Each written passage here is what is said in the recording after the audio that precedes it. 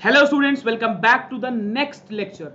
आज के इस सेशन में we are going to discuss motion in one dimension and most importantly motion in one dimension से related जितने भी टर्म्स हैं वो आज हम इस सेशन में डिस्कस करने वाले हैं। But before we start the session, अगर आप क्लास 9th आईसीएसई बोर्ड के स्टूडेंट हो and you want complete course, complete coverage of all the physics topics along with the numerical, so this is the right place for you। अगर आपने अभी तक channel को subscribe नहीं किया है बच्चों तो फटाफट से सब्सक्राइब कर लो, क्योंकि हम सारे टॉपिक्स कवर करने वाले हैं along with the numericals। ठीक है, चलो अब without wasting any time let's start the session. Okay, अगर हमें मोशन इन वन डायमेंशन पढ़ना है तो very first thing that we have to understand is a physical quantity. मैंने आपको फिजिकल क्वांटिटी के बारे में थोड़ा सा बेसिक आइडिया दिया था when we started measurement. See, physics में we always deal with physical quantities. अगर मुझे मेजरमेंट करना है तो किस क्वांटिटी का मेजरमेंट करना है? ऑब्वियसली फिजिकल क्वांटिटी का मेजरमेंट करना है। तो फिजिकल क्वांटिटी क्या हुई? हर वो चीज जो मेजरेबल है is a physical quantity, like length, mass, time, temperature etcetera. And वो क्वांटिटीज जिनको मैं मेजर नहीं कर सकता, जो एब्स्ट्रैक्ट हैं, like I have given you the example happiness, sorrow, anger etcetera. हम फिजिक्स में ये सब नहीं पढ़ते, हम फिजिक्स में ये न्यूमेरिकल नहीं पढ़ते, calculate how happy mister X is. No, because happiness is not a physical quantity, right? तो हमें मेजरमेंट में, हमें मोशन में फिजिकल क्वांटिटीज एनालाइज करनी है। एंड फिजिकल क्वांटिटीज दो पार्ट्स में क्लासिफाइड है। देखिए, the classification of physical quantities can be based on a lot of criterias, but हम सबसे पहले पढ़ेंगे based on direction and magnitude, and the classification is either scalar quantities और vector quantities. तो सबसे पहले देखेंगे बच्चों स्केलर क्वांटिटीज क्या है। देखिए, अगर मैं आपसे बोलूं, इस समय आप जिस भी रूम में बैठे हुए हो, आप ये लेक्चर देख रहे हो, वीडियो देख रहे हो, मैं आपसे पूछूं what is the temperature of the room, और फॉर एग्जांपल आपके रूम का टेम्परेचर है 26 डिग्री सेंटीग्रेड, तो आप कभी ये नहीं बोलोगे कि सर मेरे रूम का टेम्परेचर है 26 डिग्री सेंटीग्रेड नॉर्थ या 26 डिग्री सेंटीग्रेड ईस्ट। तो जब मैं टेम्परेचर मेजर कर रहा हूं तो मेरे लिए ये रिक्वायर्ड नहीं है कि मैं टेम्परेचर के साथ डायरेक्शन भी बताऊं, राइट? तो ऐसी फिजिकल क्वांटिटीज जहां पर मैग्नीट्यूड के साथ डायरेक्शन रिक्वायर्ड नहीं होता, ऐसी फिजिकल क्वांटिटीज को बच्चों हम स्केलर क्वांटिटीज बोलते हैं। बात समझ में आई? जैसे scalar, like temperature is a scalar quantity, work is a scalar quantity, right? Power is a scalar quantity, energy is a scalar quantity। हम कभी ये नहीं कहते कि 20 जूल एनर्जी नॉर्थ में है, 20 जूल एनर्जी साउथ में, नहीं।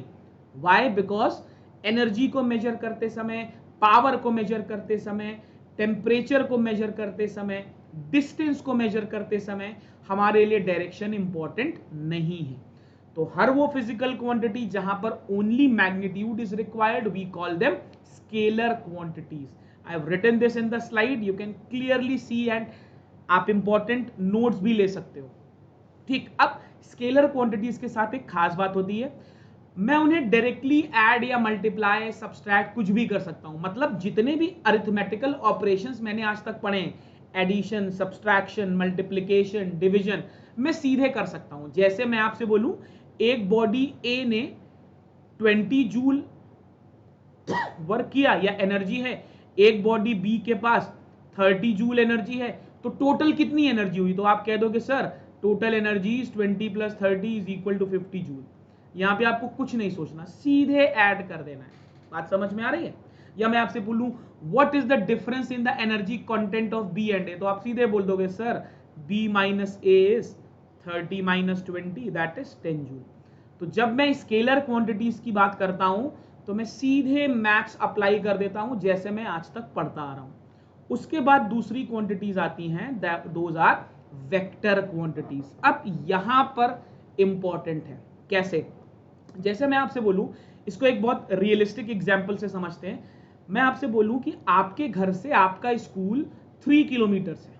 ठीक, आप अपने घर से जब स्कूल जाते हो तो 3 किलोमीटर आप चलोगे तो स्कूल आ जाएगा। अब अगर आप अपने घर का दरवाजा खोलो, you just move out of the gate and you start walking 3 kilometres, तो क्या हर 3 किलोमीटर पे आपका स्कूल आएगा? बिल्कुल नहीं आएगा। अगर मैं आपसे बोलूं कि आपके घर से मैकडॉनल्ड्स 2 किलोमीटर की डिस्टेंस पे, तो क्या हर 2 किलोमीटर चलने के बाद मैकडॉनल्ड्स आ जाएगा? नहीं आएगा। दैट मीन्स अगर आपको किसी स्पेसिफिक पॉइंट पर पहुंचना है तो आपको साथ में डायरेक्शन भी बताना पड़ेगा। आई गेस आपको मेरी बात समझ में आ रही है।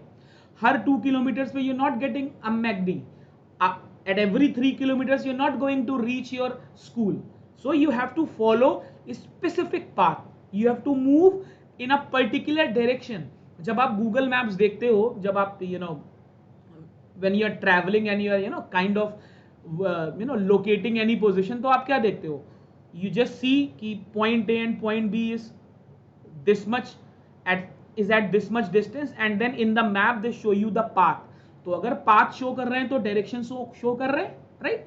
तो हर वो फिजिकल क्वांटिटी जहां पर यूनिट न्यूमेरिकल वैल्यू के साथ साथ डायरेक्शन भी होता है, दोस क्वांटिटीज आर कॉल्ड बच्चों vector quantities. And there is a catch, vector quantities को मैं डायरेक्टली ऐड नहीं कर सकता।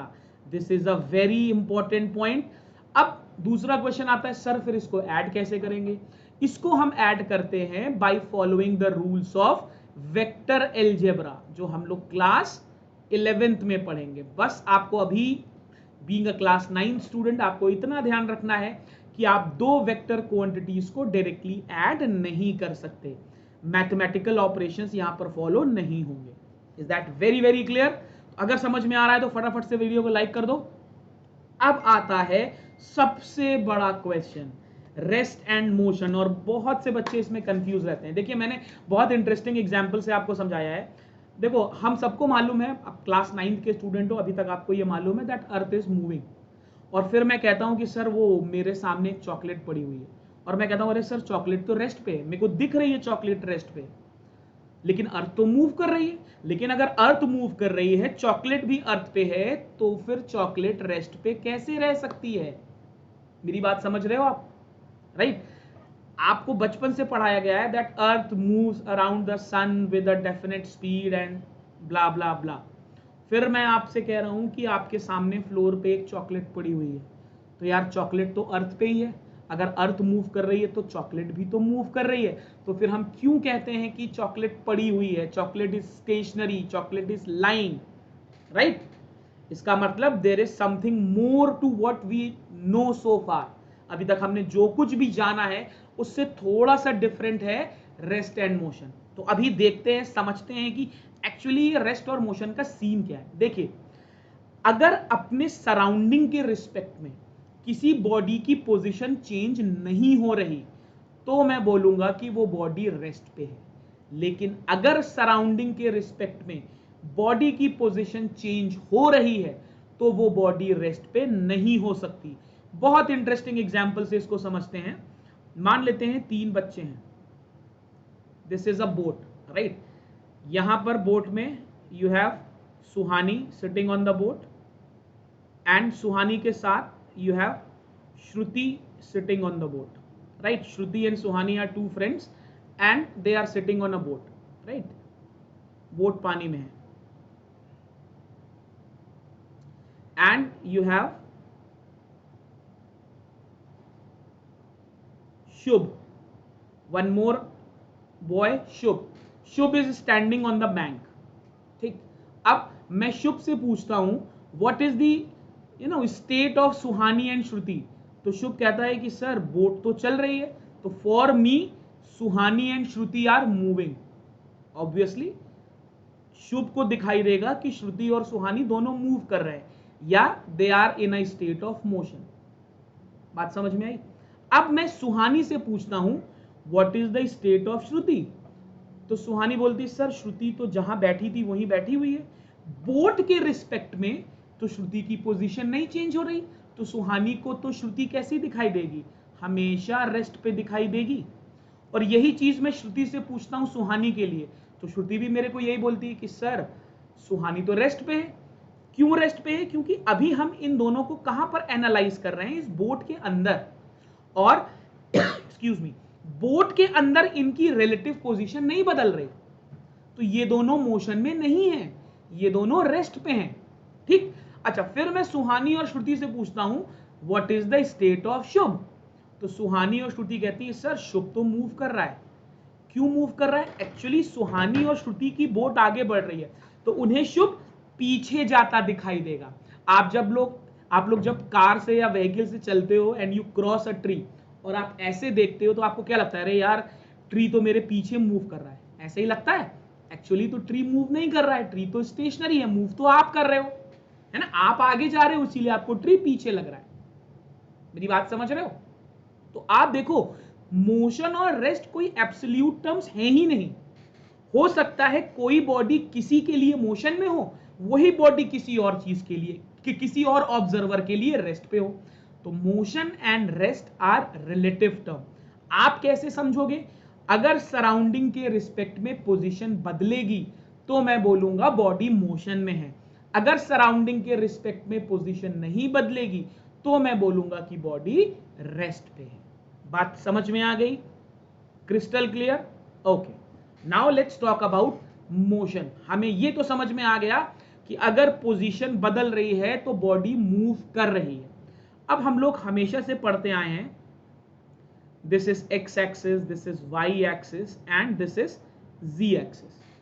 अगर बॉडी की पोजीशन किसी एक एक्सिस के अबाउट ही चेंज हो रही है तो मैं बोलूंगा मोशन इज वन डायमेंशनल। मतलब अगर बॉडी एक्स पे मूव कर रही है तो फिर एक्स पे ही मूव कर रही है, वाई के रिस्पेक्ट में उसकी पोजीशन नहीं बदल रही। जैसे पुराने एग्जाम्पल में अगर मैं आपसे कहूं कि इस एक्सिस के अबाउट वर्टिकल डायरेक्शन में श्रुति और सुहानी मूव कर रहे हैं, नहीं मूव कर रहे हैं। वर्टिकल डायरेक्शन में ये लोग नहीं मूव कर रहे हैं, ये लोग किधर मूव कर रहे हैं? हॉरिजॉन्टल डायरेक्शन में। ठीक है, तो मोशन इन वन डायमेंशन का मतलब हुआ बॉडी किसी एक एक्सिस के अबाउट ही मूव कर रही है। वो प्लस एक्स भी हो सकती है बच्चों, वो माइनस एक्स भी हो सकती है, वो प्लस वाई भी हो सकती है, माइनस वाई भी हो सकती है, प्लस जी भी हो सकती है और माइनस जी भी हो सकती है, लेकिन बॉडी मूव केवल एक ही एक्सिस के अबाउट करेगी इन वन डायमेंशनल मोशन। फिर मैं आपसे बोलता हूं कि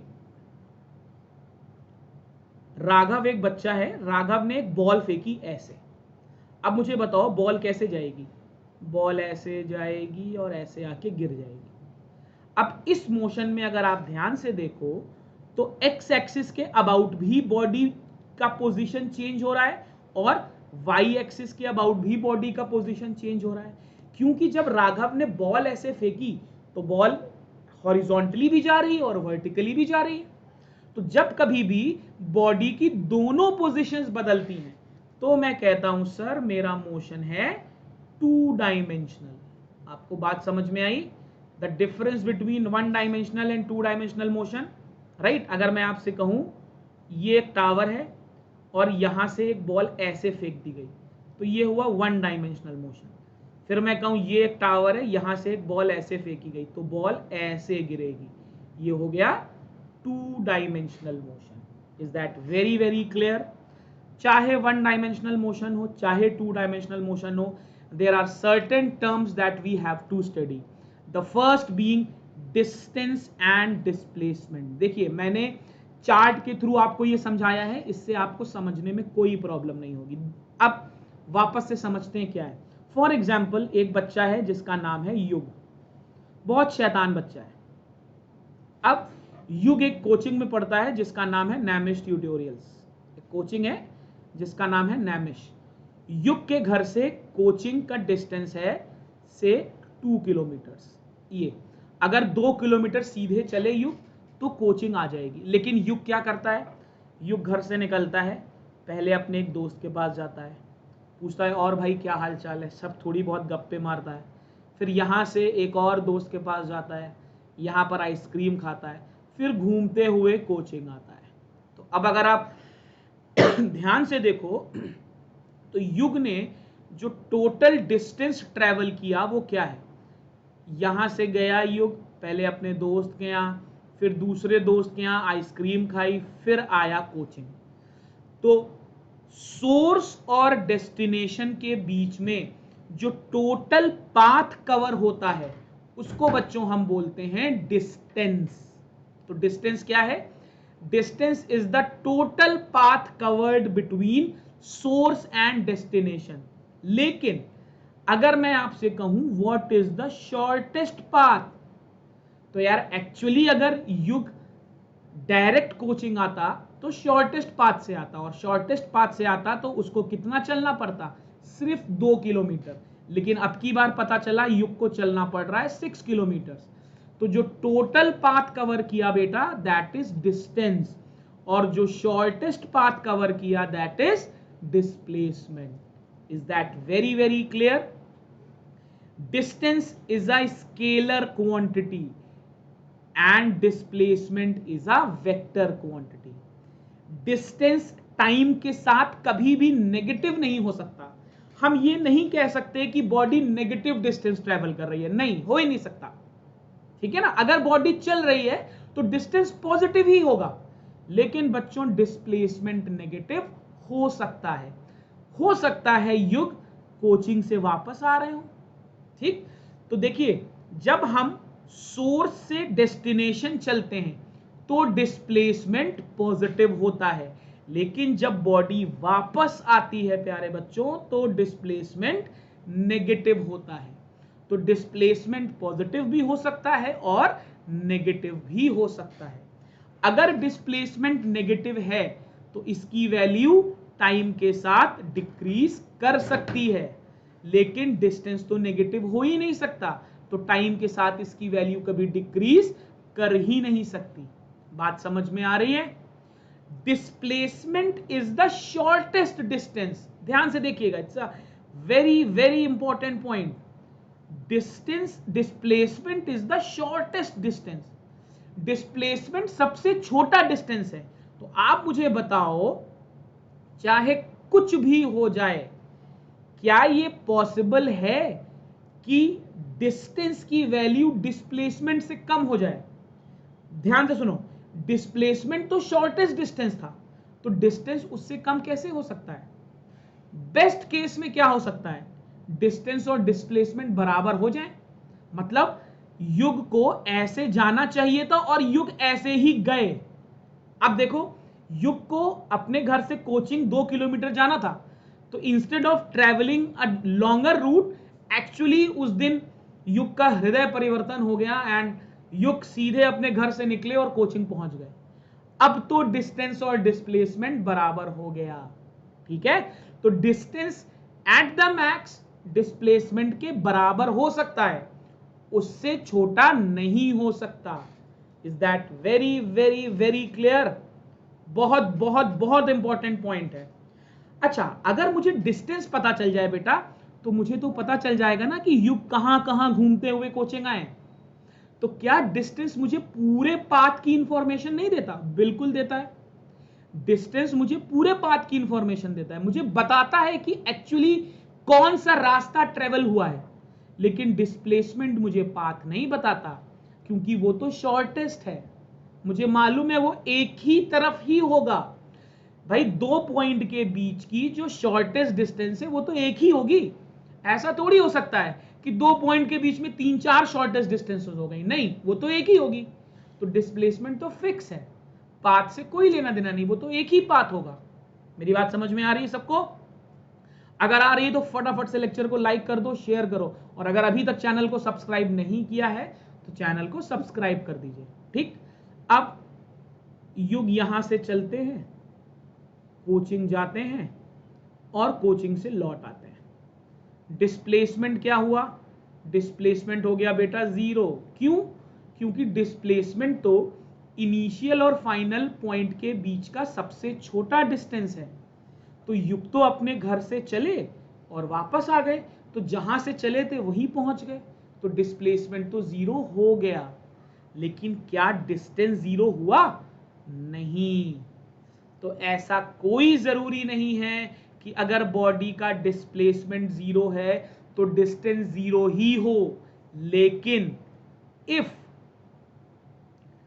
डिस्टेंस इज 0, मैं आपसे कह दूं कि डिस्टेंस 0 है, डिस्टेंस जीरो का मतलब युग तो घर से निकले ही नहीं। अगर डिस्टेंस जीरो है, displacement has to be zero, वो जीरो ही होगा। बात समझ में आ रही है? डिस्प्लेसमेंट जीरो है तो डिस्टेंस जीरो हो भी सकता है, नहीं भी हो सकता है, लेकिन अगर डिस्टेंस जीरो है तो डिस्प्लेसमेंट जीरो होगा ही होगा। ठीक है, ये बड़ा इंटरेस्टिंग पॉइंट है।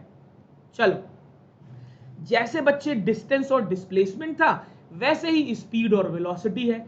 स्पीड आपकी स्केलर है, वेलोसिटी आपकी वेक्टर है। स्पीड का मतलब हो गया डिस्टेंस अपॉन टाइम, वेलोसिटी का मतलब हो गया displacement upon time. Is that very very clear? तो स्पीड मुझे डिस्टेंस ट्रेवल्ड बताएगी with respect to time, velocity मुझे डिस्प्लेसमेंट बताएगी। तो क्या मैं कह सकता हूं वेलोसिटी में डायरेक्शन होगा ही होगा? बिल्कुल होगा सर, क्योंकि ये तो वेक्टर क्वांटिटी है। बात समझ में आ रही है? यस। अब मैं आपसे कहूं वेलोसिटी का मैग्नीट्यूड क्या होगा, बहुत ध्यान से समझिए। अगर मैं आपसे पूछूं कि बेटा वेलोसिटी का मैग्नीट्यूड क्या होगा, तो बच्चे वेलोसिटी का मैग्नीट्यूड हमेशा स्पीड होगा। ये आपके बहुत इंपॉर्टेंट क्वेश्चंस में से एक है। मैग्नीट्यूड और डायरेक्शन दो चीजें होती हैं क्वांटिटी में। जब स्पीड में, देखिए, जब मैं स्पीड में डायरेक्शन ऐड कर देता हूं तभी तो मुझे वेलोसिटी मिलती है। Speed plus direction is equal to velocity. तो अगर वेलोसिटी से डायरेक्शन हटा दूंगा तो मुझे स्पीड मिलेगी।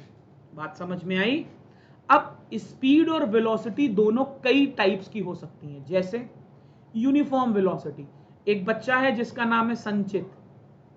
अब संचित पहले 2 सेकंड में 10 मीटर चल रहा है, अगले 2 सेकंड में फिर 10 मीटर चल रहा है, अगले 2 सेकंड में फिर 10 मीटर चल रहा है। तो क्या मैं कह सकता हूं कि संचित एक यूनिफॉर्म स्पीड से चल रहा है, सेम टाइम में सेम डिस्टेंस ट्रेवल कर रहा है। फिर एकदम से संचित का मन करता है कि अरे यार, पहले 2 सेकंड में मैं 10 मीटर चल रहा हूं और अगले 2 सेकंड में मैं 100 मीटर चलूंगा। तो क्या हुआ इसका मतलब? इसका मतलब संचित ने अपनी स्पीड बढ़ा ली। और अगर संचित ने अपनी स्पीड बढ़ा ली तो क्या अब ये यूनिफॉर्म वेलोसिटी से चल रहे हैं? बिल्कुल नहीं चल रहे, अब ये नॉन यूनिफॉर्म वेलोसिटी से चल रहे हैं। फिर एक दिन संचित का मन किया कि बाइक चलाएंगे, तो संचित ने क्या किया, बाइक निकाली और संचित ने चलना शुरू किया। 2 सेकंड के बाद संचित ने बाइक का स्पीडोमीटर देखा, टैकोमीटर, तो संचित को उसने स्पीड दिखाई 40 किलोमीटर पर आवर। ठीक। फिर थोड़ी देर बाद संचित का मन किया कि फिर से देखते हैं, तो अब की बार उनको स्पीड दिखाई दी 60 किलोमीटर पर आवर। तो आप देख रहे हो अलग अलग इंस्टेंट पे संचित जब टैकोमीटर स्पीडोमीटर देख रहे हैं तो उन्हें अलग अलग स्पीड दिखाई दे रही है। तो जब मैं किसी पर्टिकुलर इंस्टेंट पे स्पीड नापता हूं तो मैं उसे बोलता हूं instantaneous speed. Is that very very clear? जब स्पीड किसी पर्टिकुलर इंस्टेंट पे नापी जाती है तो उसको हम बोलते हैं बेटा इंस्टेंटेनियस स्पीड। तो इंस्टेंटेनियस स्पीड क्या हुई? किसी टाइम पर आपने स्पीड देखी। जो टर्म्स आप स्पीड के लिए पढ़ रहे हो, यही टर्म्स अगर डायरेक्शन ऐड कर ले तो वेलोसिटी के लिए बन जाएंगे। तो उसको हम अलग से नहीं पढ़ रहे हैं। यूनिफॉर्म वेलोसिटी क्या होगी? Same velocity. नॉन यूनिफॉर्म बदल के वेलोसिटी।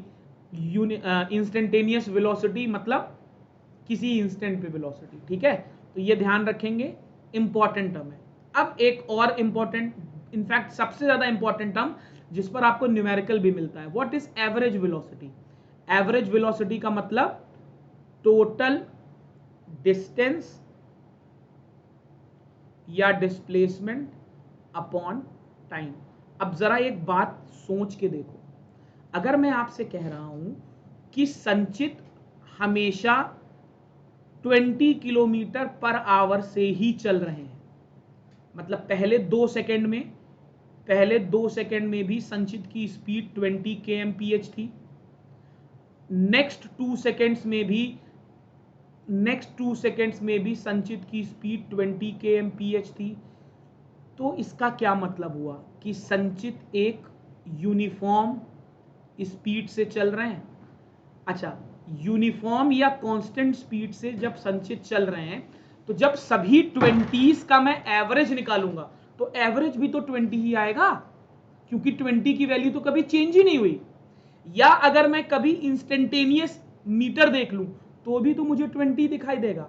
तो बच्चे, अगर बॉडी, ये बहुत बहुत इंपॉर्टेंट पॉइंट है, अगर बॉडी एक यूनिफॉर्म स्पीड से चल रही है तो यूनिफॉर्म स्पीड, इंस्टेंटेनियस स्पीड और एवरेज स्पीड तीनों बराबर होंगे। Is that very very clear? अब अगर टाइम के साथ संचित की स्पीड बढ़ रही है तो मैं बोलूंगा कि संचित एक्सिलरेट कर रहे हैं। What is acceleration? Acceleration is change in velocity. ध्यान से समझिएगा, acceleration is change in velocity with respect to time. अब बच्चे, वेलोसिटी क्यों चेंज होगी? वेलोसिटी एक वेक्टर क्वांटिटी है। हो सकता है वेलोसिटी का मैग्नीट्यूड चेंज हो रहा हो सकता है, बिल्कुल हो सकता है। जैसे एक बॉडी, एक कार ट्रैफिक में चल रही है तो कांस्टेंट स्पीड से तो नहीं चल सकती। जब ट्रैफिक कम है तो स्पीड या वेलोसिटी ज्यादा है, जब ट्रैफिक ज्यादा है तो कम है। या मैं आपसे बोलूं, एक बॉडी सर्किल में मूव कर रही है तो डायरेक्शन बदल रहा है। समझिएगा, अगर एक बॉडी सर्किल में मूव कर रही है तो हर पॉइंट पे बॉडी का डायरेक्शन बदल रहा है। देख रहे हैं आप? तो अगर वेलोसिटी वेक्टर क्वांटिटी है और उसका डायरेक्शन बदल रहा है, इसका मतलब वेलोसिटी भी बदल रही है। Is that very very clear? तो एक्सेलरेशन का मतलब होता है change in velocity upon time. अगर टाइम के साथ वेलोसिटी बढ़ती है तो एक्सीलरेशन, अगर टाइम के साथ वेलोसिटी घटती है तो रिटार्डेशन। ऐसा भी तो हो सकता है कि टाइम के साथ वेलोसिटी डिक्रीज करे। पहले आप बहुत तेज चल रहे थे, फिर आपने ब्रेक लगा दिया, वेलोसिटी कम हो गई।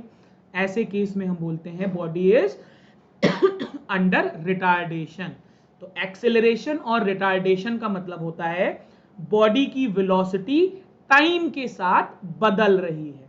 अब एक और टर्म आता है, दैट इज, अब यहां पे देखिए मैंने आपको समझा दिया, अगर पॉजिटिव एक्सेलरेशन है तो एक्सेलरेशन, अगर नेगेटिव है तो retardation. Okay, now the last theoretical part, acceleration due to gravity. देखो, आप सभी लोग जानते हो कि earth attracts every body towards its centre. अगर मैं इस स्टाइलस को फेंकूं, आप देखिए तो ये नीचे गिर रहा है। नीचे इसलिए गिर रहा है क्योंकि अर्थ इसको अट्रैक्ट कर रही है। और अगर अर्थ इसको अट्रैक्ट कर रही है, इसका मतलब बॉडी पर लग रहा है एक फोर्स। और अगर बॉडी पर लगता है फोर्स तो उसमें आ जाता है एक्सीलरेशन। हम न्यूटन्स लॉज ऑफ मोशन में पढ़ेंगे इसके बाद। Whenever a force acts on a body, body का वेलोसिटी बदलता है। आपको मालूम है, जब बॉडी नीचे आ रही है तो तेज हो रही है। तो अगर तेज हो रही है तो वेलोसिटी चेंज हो रही है बेटा, और अगर वेलोसिटी चेंज हो रही है तो बॉडी में एक्सेलरेशन हो रहा है। ठीक? तो जब बॉडी ग्रेविटेशनल फोर्स की वजह से गिरती है तो हम बोलते हैं उसको एक्सीलरेशन ड्यू टू ग्रेविटी। इसको हम स्मॉल जी से रिप्रेजेंट करते हैं और इसकी वैल्यू होती है 9.8 मीटर पर सेकेंड स्क्वायर। अगर बॉडी नीचे गिरती है तो प्लस जी, लेकिन हम बॉडी को ऊपर भी तो फेंक सकते हैं। तो जब बॉडी ऊपर जाती है तो एक्सेलरेशन माइनस जी हो जाता है। नेक्स्ट सेक्शन बेटा न्यूमेरिकल का होगा तो उसमें ये बहुत ज्यादा यूज होगा। अभी बस समझ लो इसको और नोट कर लो। अगर मैं बॉडी को ऊपर फेंकूंगा तो माइनस जी, और अगर बॉडी को नीचे फेंकूंगा तो plus G. And one very very very important point, that G का वैल्यू कांस्टेंट नहीं होता। It is maximum at the poles and minimum at the equator. जैसे जैसे मैं ऊपर जाता जाऊंगा वैल्यू चेंज होता जाएगा। ठीक है? तो this is all about the terms related to motion in one dimension. अब नेक्स्ट सेशन में हम जो हमने आज पढ़ा है इसी पर कुछ सुपर इंटरेस्टिंग न्यूमेरिकल्स करने वाले हैं। तो stay connected, subscribe the channel, like the video, share it with your friends, and we'll catch up very soon in the next class. Till then, stay healthy, take care.